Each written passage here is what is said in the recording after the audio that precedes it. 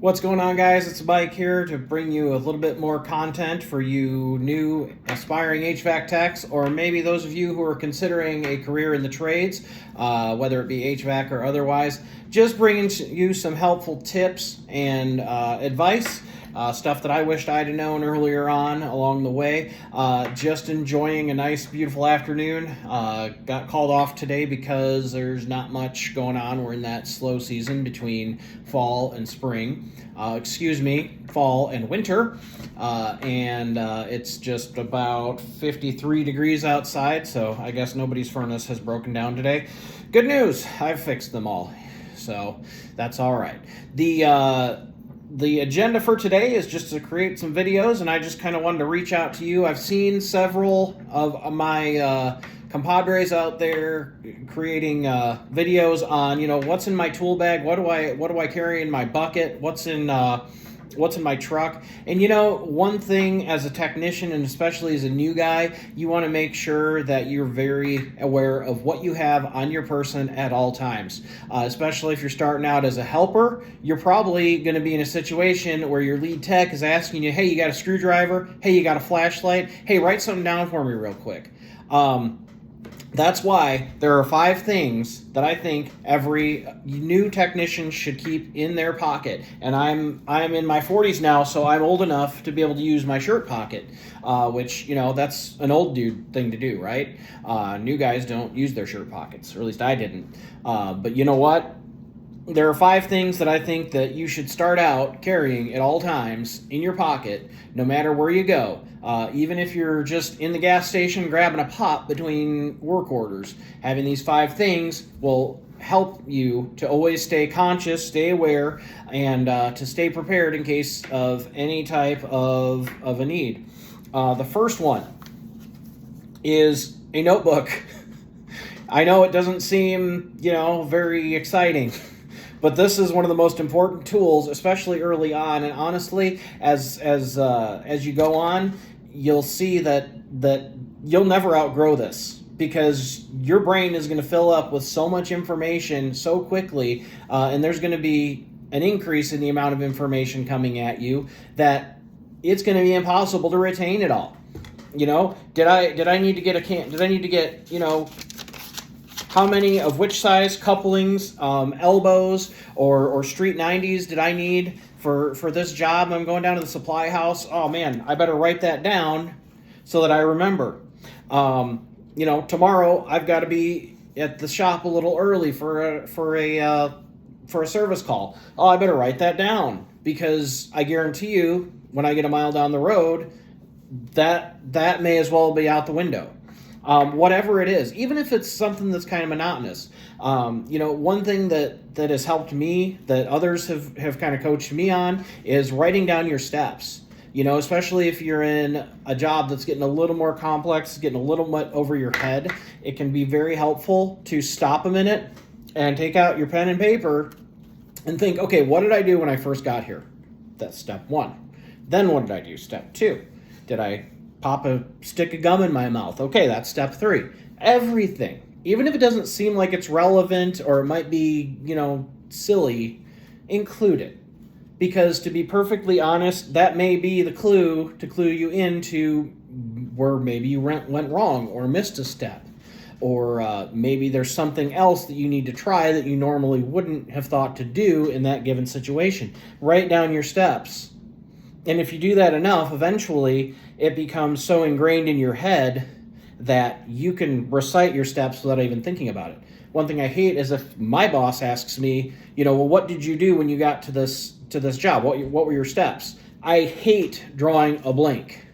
So if I write down my steps, I can't draw a blank, because I know exactly what I've done. The other thing is pretty obvious, goes right along with it. Just plain old pen. Always keep a pen in your pocket. Cool thing is, there's umpteen million boxes, packages, and little scraps of paper. If you lose your notebook or set it down or leave it at home, there's probably something to write on. The other thing is, we should be in the habit of, when we replace filters, we should always write our date on the filter. Now, some people might want to do their initials, their company name, their birth, their lottery numbers, whatever. But at the very least, you should always write the date that filter was changed.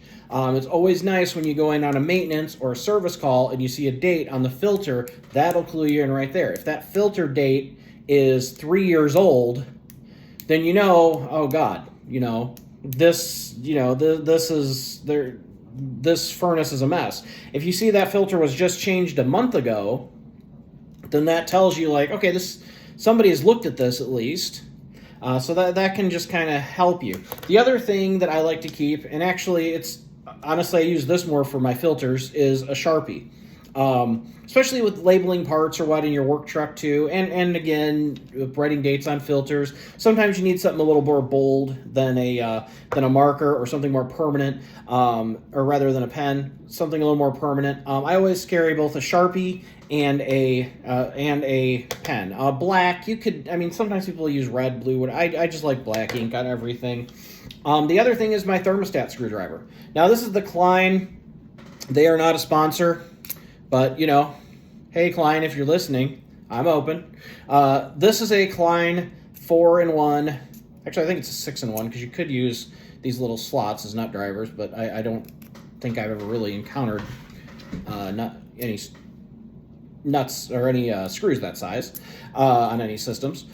But, yeah, it's got basically a small Phillips, large Phillips, small standard screwdriver, large screwdriver. Nice thing with this too is that the knob on the end of the handle actually rotates, so you can kind of makes it a little easier when you're in a tight space. You don't need to turn your hand. You can just rotate the screwdriver. But keeping that with you, and not just with thermostats, but you'll find all kinds of uses for this. And sometimes, honestly, I've used it to open a box. I've found all kinds of needs for it.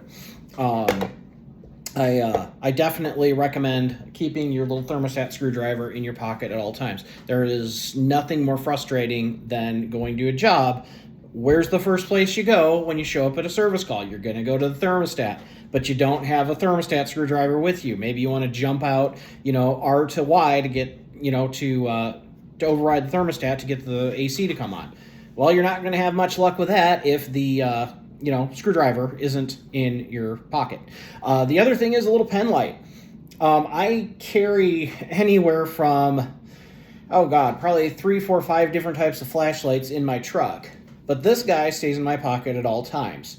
When you're first getting to a job, and especially, on maintenances, it's really good to be able to shine the light and kind of just look around at stuff. You also, sometimes homeowners, they might send you down to the basement to go work on their furnace, and you don't know where the light switches are. Well, turn your light on. It's right there. You can find stuff.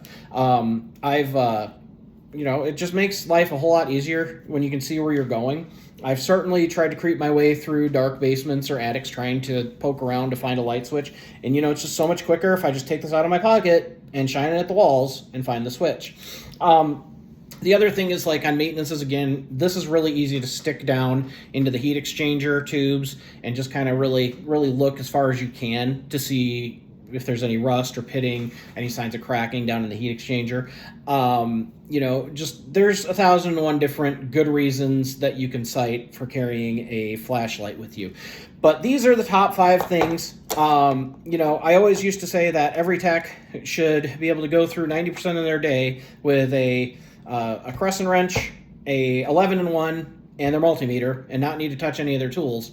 But to be perfectly honest, these 5 tools are probably the most important members of my arsenal that I have. They get me through the start of each day, each service call, and before I even know what each service call is going to bring, I have probably pulled these out and used them in just getting the situation assessed so I know how to proceed. Hey, this is Mike once again. I thank you guys for watching. If you made it this long, definitely give me a like and share with any friends that might be interested in the trade, especially if you know of anybody who's just getting started. And if you're a more seasoned guy or a business owner and you've just thought, man, I wish that new guy had known this or that before I hired him, let me know. I'd love to maybe do a video on that. So if you have suggestions for other topics, don't hesitate to reach out, or even just reach out and say hi. Have a great day, guys. Be safe out there, and we'll talk soon. Bye-bye.